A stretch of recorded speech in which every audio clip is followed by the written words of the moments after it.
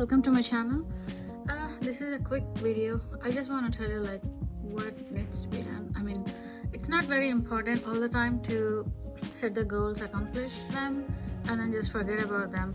It's the most important thing for anyone. Like if you are learning, like the most important thing for you is like to remember the stuff. Like for example, if you want to get into medical school or something, you have to memorize a lot of stuff. I'm not telling you that you have to memorize every single thing for all the 5-6 years that you'll be spending in the medical schools, but what I'm telling you is like you have to have a mental picture of what needs to be done.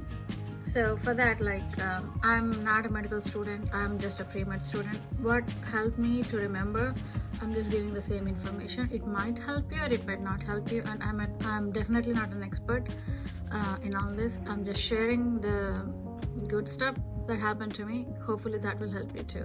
So everything is learning. I just want to give you a real quick information with you, share the information with you guys. I just don't want to spend more than 2 to 3 minutes. Okay, so the very first thing that you need to know is like how much knowledge that you need to cover. Just don't sit down and then try to finish off the chapters, try to memorize it, do the questions, and then just keep moving on and on and on.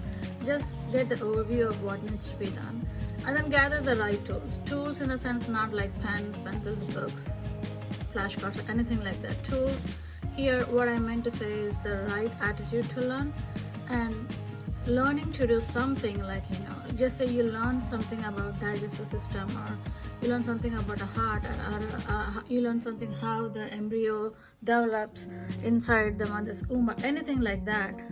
So you learn it and then you try to use that information.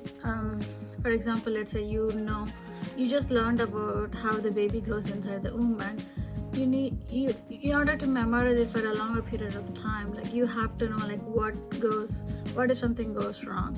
Don't spend a day to finish off everything. Just spend a couple of weeks or something, like spend 2 days today and 2 days the following week and the following week, and try to build a story like a baby is born in a healthy way, and a baby is not born in a healthy way. Why? The heart has not formed completely, the walls are not closed, the embryo's heart walls are developed differently, and as the baby grows, the heart walls develop differently, and the blood flow changes, and the lung starts to function. And what if the lungs do not function? What happens to the baby if the heart doesn't function the way that it works like an adult? I mean, once the baby is born, like what happens if it doesn't work normally? Try to build up the story. That way you memorize the entire story. You don't memorize, you understand like what goes on. Let's say someone in your house have a baby, they had a baby, and the heart was not functioning because the blood was not filtering the way it's supposed to filter, and you just build knowledge on top of it, like what are the treatments and stuff like that. So what you're doing is you're not learning things, you're trying to understand stuff. So it's getting very hot in here. So you try to add details, like real life details to it, and try to understand. If that doesn't work, just don't worry about it. Try it once or twice, and if it is overwhelming for you to learn that way, just give it up and try something else. So I just want to give you quick tips on how you can build knowledge without sitting down like hours and hours of studying, just studying and no knowledge improvement. You might be good at taking quizzes, exams and stuff like that, memorization, but if it comes to the real life scenario where you are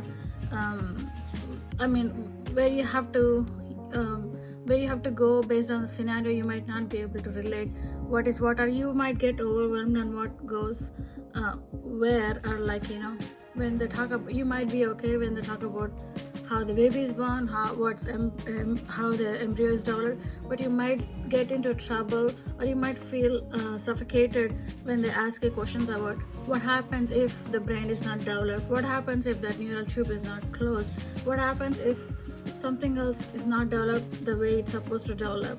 So on the treatment plans, does the baby die, does the baby live, or their treatments that keep them alive, and all that stuff. Like, you know, I just want to give you guys some information that helped me, and hopefully that will help you too.